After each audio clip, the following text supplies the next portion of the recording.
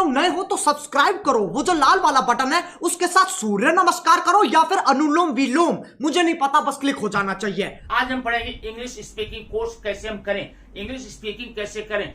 दोस्तों, English speaking दुनिया का सबसे आसान एक तरीका, एक विधा है जिसमें हम बोल सकते हैं, लेकिन सबसे टफ भी होता है। टफ क्यों होता है? हमारे बच्चे क्या होते हैं, 10th करने के बाद में, 12th करने के बाद में जब नहीं बोल पाते हैं, कहीं न कहीं वो इंग्लिश स्पीकिंग कोर्स ज्वाइन करते हैं। नतीजा क्या होता है, 3 महीने के बाद में पवेलियन वापस लौट आते हैं।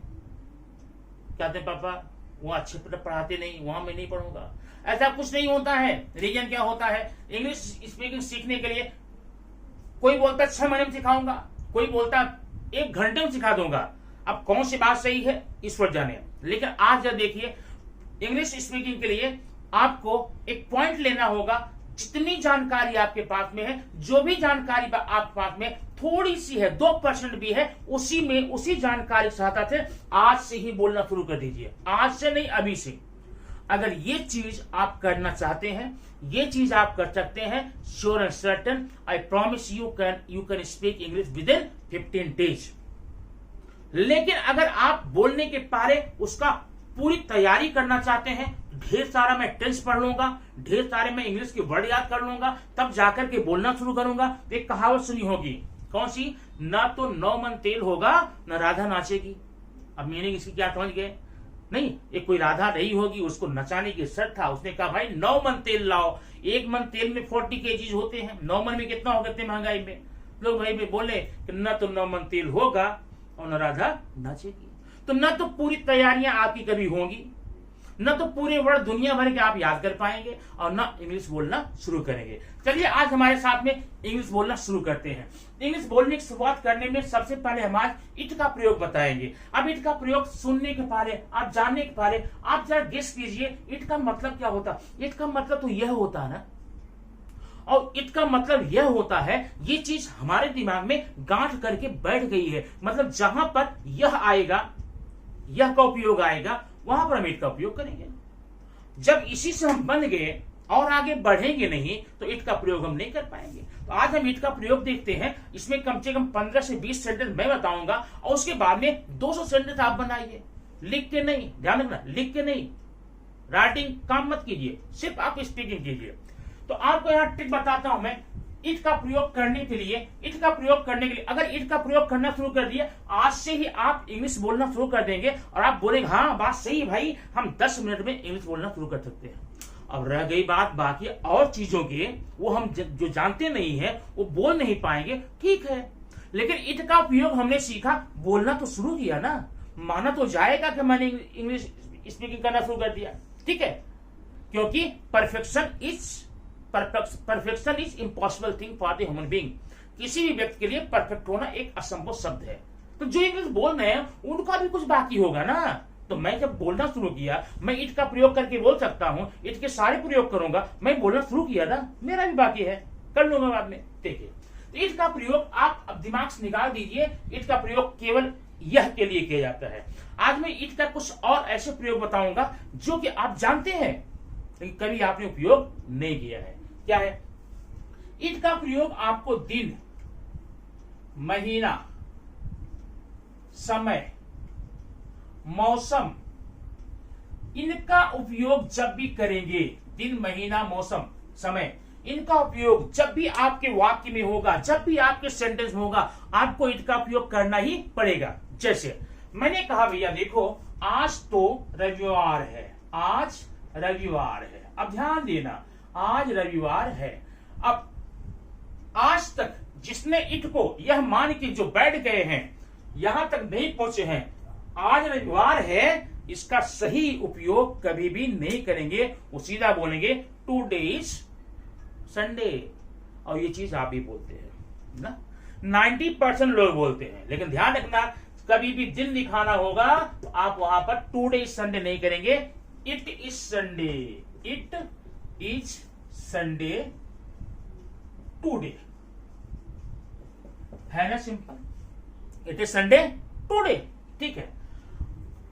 बारिश का महीना है, बारिश का महीना है, अब ध्यान देना, बारिश का महीना है, गर्मी का मौसम है, ठंडी का मौसम है, ऐसे उपयोग। ठीक है, अगर मान लीजिए आज रविवार है, आप सही भले नहीं बोले, टुडे संडे बोले, समझने लायक है, लोग समझ जाएंगे।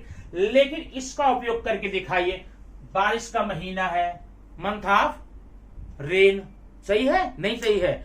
जब तक आप इसमें इट का उपयोग करना नहीं सीखेंगे, इट का प्रयोग नहीं सीखेंगे, तब तक इस सेंटेंस का अंग्रेजी बनाना आपके लिए कठिन नहीं, असंभव है। तो यहां पर आपको देखिए, जब करेंगे, अभी क्या मौसम है, क्या करेंगे, इट इज, बारिश का महीना है, it is month, it is month of rain, बारिश का महीना है। आगे बढ़िए, आधी रात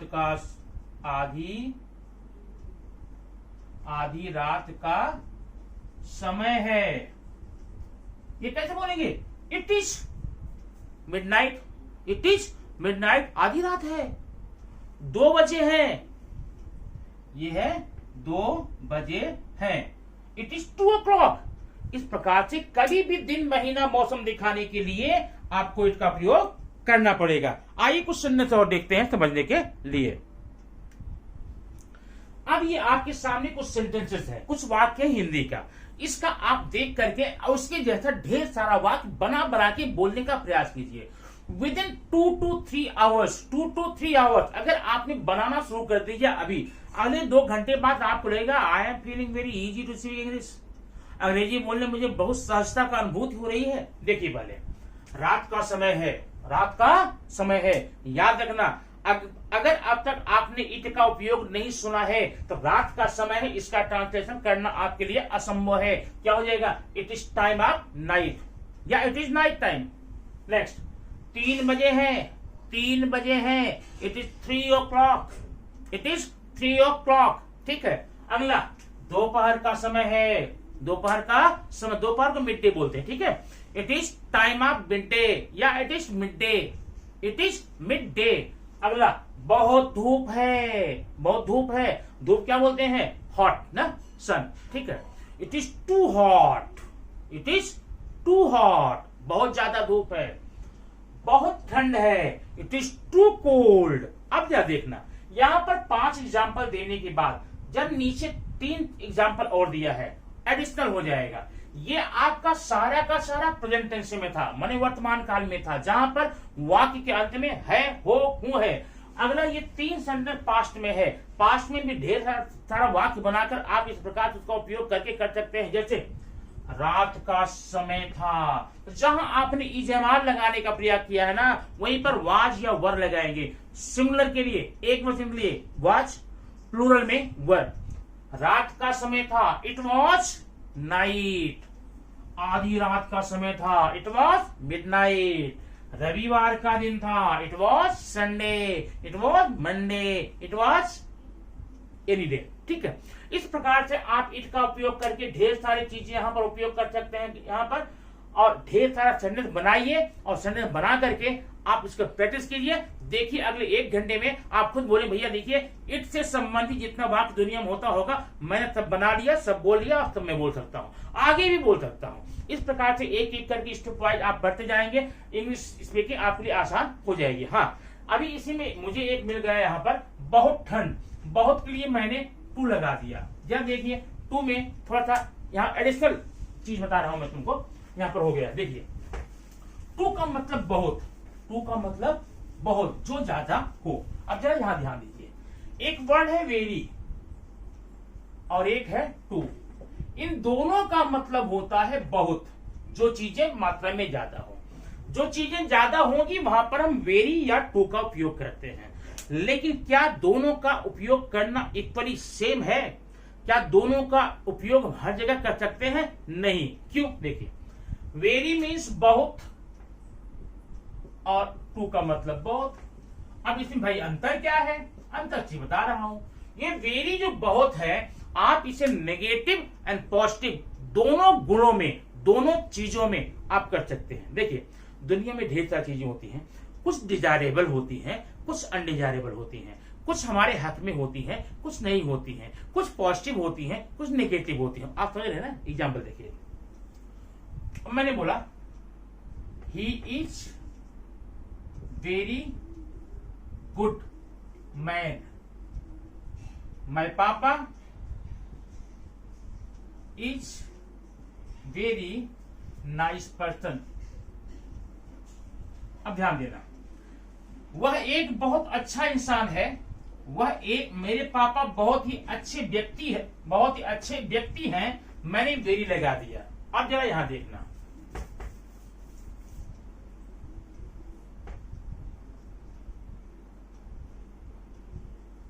Reena is very poor. Reena बहुत गरीब है। उनको रीना में कट कर देता, कुछ सुनने वाला नाम होगा तो बुरा लगेगा ना।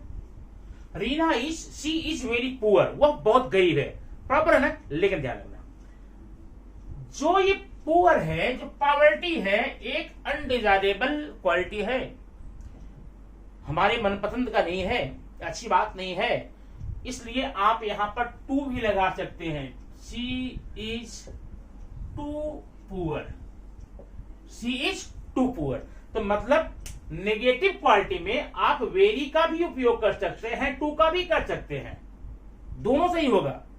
लेकिन जितनी पॉजिटिव क्वालिटीज होंगी उसमें आप वेरी का यूज तो करेंगे, टू का कभी भी नहीं करेंगे। एग्जाम्पल देखिए, अब मैंने यहां लिखा माय पापा इज वेरी नाइस पर्सन। अगर आप बाय चांस बोल देंगे माय पापा इज टू नाइस पर्सन, गड़बड़ हो जाएगा। अगर आपके पापा समझ जाएंगे ना, आपका खेल खराब कर देंगे। क्योंकि टू की मीनिंग क्या होती है, आप मीनिंग देखिए। माने मेरे यहां पर शी इज टू पुअर, वह इतनी गरीब है जितना कि नहीं होना, इसकी रियल मीनिंग, वह इतनी गरीब है जितना नहीं होना चाहिए था। मेरे पापा इतने अच्छे इंसान हैं जितना कि नहीं होना चाहिए था। तो ये क्या होगा, गड़बड़ हो जाएगा ना। इसलिए प्लीज कभी भी पॉजिटिव क्वालिटीज में, अच्छे गुणों में, डिजायरेबल क्वालिटीज में टू का इस्तेमाल नहीं करेंगे, वेरी का करेंगे ना। और जो वेरी होता है इसका उपयोग दोनों जगह कर सकते हैं, नेगेटिव में भी, पॉजिटिव में भी। ये जानकारी कैसी लगी आप कमेंट बॉक्स में जरूर बताइएगा। और हाँ, कई जगह मैंने सुना है लोगों बोलते हुए टू का उपयोग करके, नहीं my friend is too nice, ऐसा प्लीज कभी बोलना मत। अगर फ्रेंड को इस बात की जानकारी नहीं है तब तो आपकी भले भले है, लेकिन उसको पता चल गया कि टू की मीनिंग ये होती है और ये मुझे ऐसा बोलता है, तो गड़बड़ हो जाएगी, आपकी दोस्ती टूट सकती है। तो प्लीज इसको देखिए और सही उपयोग कीजिए। Thank you very much. फिर मिलते हैं नेक्स्ट वीडियो में कुछ ऐसे ही रोचक जानकारियों के साथ। यार बस आज के लिए सिर्फ इतना ही। अगर तुम्हें भी इस